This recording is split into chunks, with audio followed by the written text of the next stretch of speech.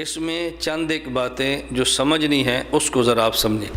پہلی بات، معراج حضور اکرم صلی اللہ علیہ وسلم کا اعجاز بھی ہے، اعزاز بھی ہے۔ معراج حضور اکرم صلی اللہ علیہ وسلم کا اعجاز بھی ہے، اعزاز بھی ہے۔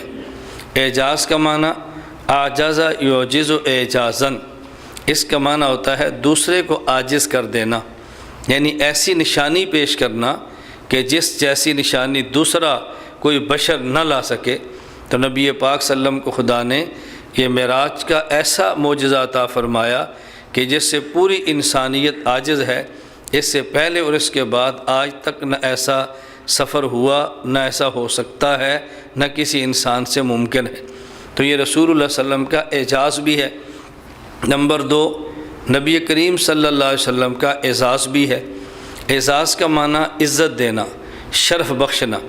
رسول اللہ صلی اللہ علیہ وسلم کو فرش سے عرش تک، کعبہ سے عرش معلیٰ تک یہ جو سفر اللہ پاک نے کرایا ہے، اتنا بڑا اعزاز اس سے قبل اللہ رب العزت نے کسی نبی یا کسی فرشتے کو ہرگز عطا نہیں فرمایا، اس کے بعد عطا فرمانے کا تصور بھی ممکن نہیں ہے۔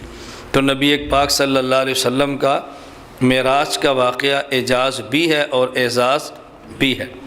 دوسری بات، نبی کریم صلی اللہ علیہ وسلم کا یہ معراج کا واقعہ کب پیش آیا؟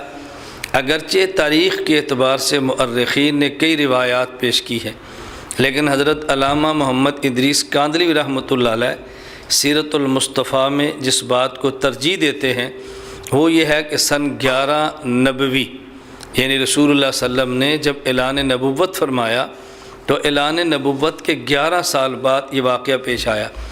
اس میں نبوت کے 10ویں سال آپ شیب ابی طالب سے نکلے ہیں، جہاں 3 سال آپ اس گھاٹی میں قید رہے، بائیکاٹ آپ کا کیا گیا۔ اس کے بعد آپ طائف تشریف لے گئے، اور جب طائف سے واپس آئے اس کے بعد یہ واقعہ پیش آیا 11 سن نبوی میں۔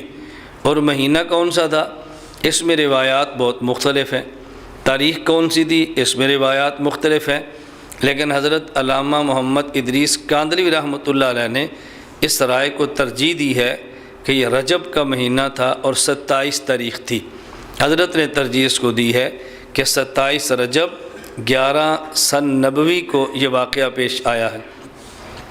رسول اللہ صلی اللہ علیہ وسلم کا یہ واقعہ 11 نبوی کو پیش آیا، ایک تو تاریخی اعتبار سے ترجیح دی ہے، دوسرا اس پہ قرینہ پیش کیا ہے کہ 11 نبوی میں پیش آنے کی وجہ کیا ہے۔ دیکھیں، اللہ رب العزت نے حضور اکرم صلی اللہ علیہ وسلم کو انتہائی عزت عطا فرمائی۔ کب؟ جب نبی کریم صلی اللہ علیہ وسلم نے دنیا میں جس قدر اسباب ذلت کفر کے بس میں تھے ان نے سارے آزمائے۔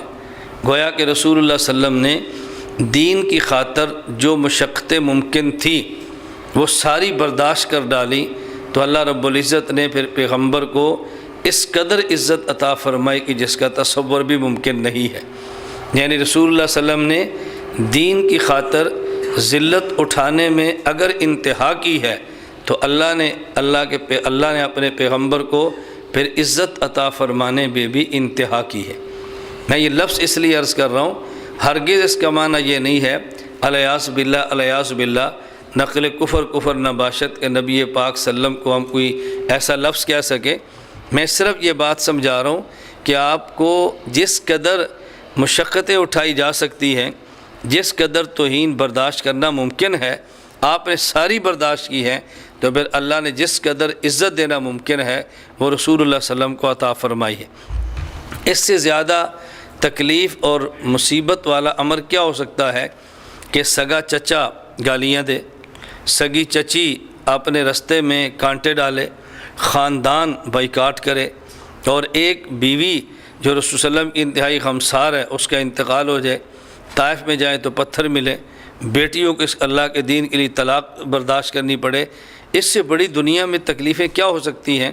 تو رسول اللہ صلی اللہ علیہ وسلم نے جب یہ ساری چیزیں برداشت کرنے میں انتہا کی ہے تو اللہ پاک نے عزت دینے میں پھر انتہا کی ہے۔ نبی پاک صلی اللہ علیہ وسلم کا یہ اعجاز بھی ہے، اعزاز بھی ہے۔